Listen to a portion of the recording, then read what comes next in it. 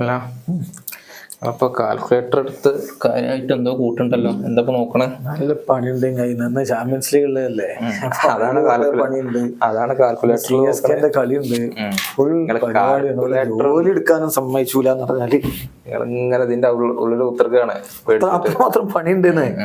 എല്ലാ ബന്ധു പേടിച്ചു. നിങ്ങളിപ്പോ കാൽക്കുലേറ്റർ എടുത്ത് നോക്കി എന്തിനാ എനിക്ക് മനസ്സിലാക്കണം. അതിന് കണക്ക് കൂട്ടിയിട്ട് കാര്യമില്ല, കഴിഞ്ഞിക്കണ്. എവിടെയാണ് കിടക്കണത്? 9ാം സ്ഥാനത്താണ് ഞങ്ങൾ മുംബൈ ഇന്ത്യൻസ് കളിക്ക് കിടക്കണത്.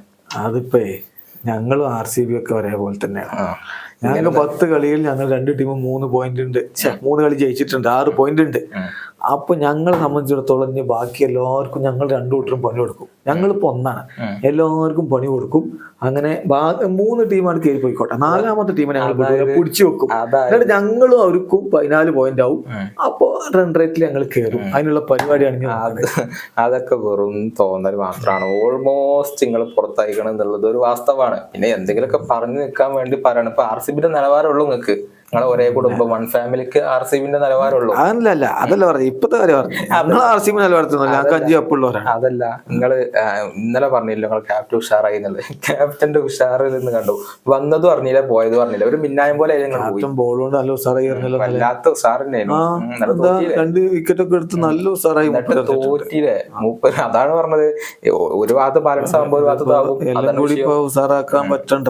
ക്യാപ്റ്റൻസി പണ്ടേ മൂപ്പര് വീക്കാണ്. ഇപ്പൊ ഇർഫാൻ പത്താനൊക്കെ എടുത്തിട്ട് അലക്കിയാണ്. പത്താനിപ്പൊക്കെ ഞാൻ ഇപ്പൊ 10 പറഞ്ഞതിലും ചെറിയ കാര്യമൊക്കെ ഉണ്ട്. കാരണം കഴിഞ്ഞല്ലോ ഇപ്പൊ ഞങ്ങളെ രോഹിത് ബൂമറ ഇല്ലാതെ ആ ടീമിനെ ഇവിടെ എത്തിച്ച പ്ലേ ഓഫിൽ എത്തിച്ചാണ്.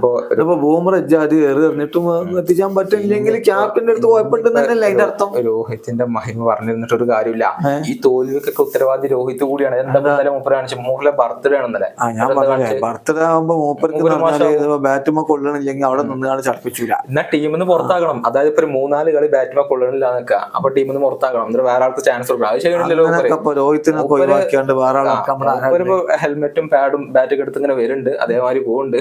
ഒരു കഥ നിങ്ങളെ ടീം മൊത്തത്തിൽ 3 കളി വെച്ചൊന്നും നിങ്ങൾ രോഹിത്തിനെ അളക്കണ്ടട്ടാ. ഞങ്ങളെ ടീമിലാണ് ഇന്ത്യന്റെ ക്യാപ്റ്റനും വൈസ് ക്യാപ്റ്റനും ഉള്ള ബോധം ഉണ്ടായിക്കോട്ടെ. വല്ലാതെ കളിയാക്കാൻ പറ്റില്ല. അതാണ് പറഞ്ഞത്. ഒരു മാസം കഴിഞ്ഞ് നിങ്ങളൊക്കെ തന്നെ അവർക്ക് വേണ്ടി ഇങ്ങനെ കൈയടിക്കേണ്ടി വരും. എന്ത് കൈയടിക്കും? ഇങ്ങനെയാണ് ക്യാപ്റ്റനും വൈസ് ക്യാപ്റ്റനും ഒക്കെ ആണെങ്കിൽ എവിടെ എത്താനാണെന്ന്. അതാണ് പേടിപ്പോ. പാണ്ഡ്യന്റെ രോഹിത്തിന്റെ കാര്യത്തിലൊക്കെയാണ് ആൾക്കാർക്ക് പേടി. ഇപ്പൊ ആ സൂര്യകുമാർ യാദവിനെ പോലും നിങ്ങൾ ഒരു മര്യാദക്ക് കളിപ്പിച്ചണില്ല.